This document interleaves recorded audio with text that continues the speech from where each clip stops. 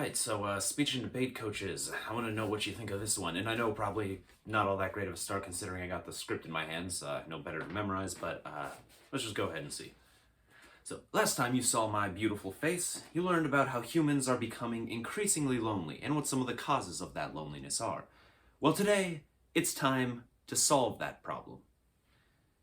Today, we're going to delve into a real interesting subject.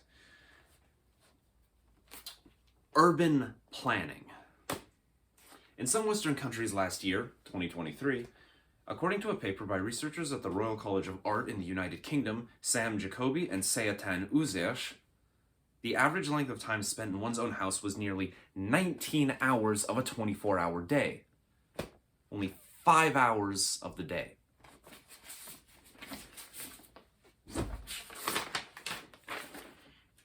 Going outside and building a community is a subject I've been studying since the early days of last year with Professor Bird Person. I'm also a human who is afflicted by all the same needs and desires that each of you are. We need a community to belong to. Urban planning. That is the solution that will provide us the environment to begin to learn who our neighbors really are. The human habitat, cities, must be designed in a way that will not only facilitate but encourages social interaction. Poor city planning, when we finally did get to make our leave from our homes and into our communities, leads us to only have limited interaction amongst our fellow human.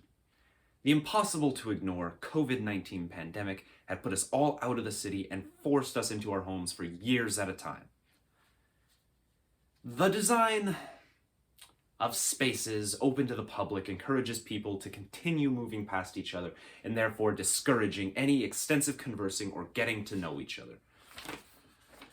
In every city, there are a number of public or private spaces open to the public, squares, plazas, parks, courts, rinks, shopping centers even. There are many different designs for these facilities to take the form of, not all of which are created equal. Some are designed to encourage people to move to the next space as quickly as possible. These are the most inadvisable of designs, but seem to be all too common. A 2023 article titled "The Coining of Convivial Public Space, Homelessness, Outreach Work, and Interaction Order" sees researchers from Cardiff University, United Kingdom, led by Robin J. Smith, outline some of the issues with modern urban design. One of the most commonly cited examples of hostile urban design is uncomfortable benches, and this paper is sure to mention that on page 45. Uncomfortable benches are, of course, intended to act as a deterrent to the homeless for sleeping on them, but it also has the effect of discouraging other people from remaining there for more than a very short period of time, and the discomfort created from the designs can put people into an increasingly worse mood. Hostile designs or hostile architecture serves as the purpose of deterring undesirables from resting in any one place, which ultimately leads to desirables to be affected in a negative way through prohibitive design structure. Now, anti-homeless architecture is fun and all, but let's talk about something we all love. Virology. The COVID-19 pandemic saw everyone forcibly isolated for extensive periods of time in their own homes. This has done unknowable damage to the social capabilities and lives of many individuals across the globe. A paper carrying the name "Strengthening Social Ties While Walking the Neighborhood" from the University of Waterloo, Canada, by researchers led by Troy D. Glover, discusses the case in which many individuals have felt a strong desire to make their way outside of their homes, outside of their houses, and back into open outdoor spaces. Many have opted for the simple activity of going for a walk, and while doing so, found themselves face to face with these strange and foreign creatures that were once familiar in a bygone era called neighbors. The article states this is about those who did make their way outside. Those who did so ostensibly became more conscious of others and their local surroundings. Essentially, research shows going outside can lead to a greater feeling of connection to your community. As such, we should create more friendly and inviting environments to promote people to go out into these places. You're probably thinking to yourself, what the expletive do we do about this?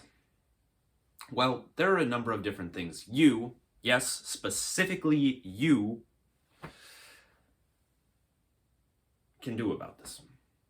Anything from imploring and or lobbying your city's government to put more money into public spaces, founding your own private property on business. This idea actually originates within the context of this presentation in an article by Smith and others. They share a personal anecdote of a bar in the UK that they're familiar with, which makes food items from goods that were intended to be disposed of, and make their foods freely available to any member of the public, regardless of whether or not they actually purchase anything from the business. Make the call on whether or not you want to risk this business model. Researchers Patricia Albrecht and Quinton Stevens of Cardiff University and the Royal Melbourne Institute of Technology in their paper titled Geographies of Encounter. Public Space and Social Cohesion. Reviewing knowledge at the intersection of social sciences and built environment disciplines. They discuss what I've been rambling on about for the past 5 minutes. We need better urban planning. Urban planning that prioritizes humans on foot over anything else. A quote from the article states that there is recognition within the urban design discipline of the need to develop more socially and culturally sensitive public space design practices and policymaking to enhance social cohesion, illustrates that this need is well recognized amongst the architecture and urban planning fields. City dwellers need to interact with their fellow city dwellers and ultimately require design superior to that of which currently exists. In regards to urban landscape layout, in order to do so effectively. Ultimately, cities need better layouts, which promote the welfare of pedestrians over anything else. We now all know that unexpected occurrences such as a pandemic or anything else might keep us inside, and that eventually we will need to go outside for the sake of our own physical and mental health. Cities must facilitate this, as they are a habitat designed for the explicit benefit of humanity. You and me and them and them. If nothing else, I hope you've all learned a love of urban planning. Thank you.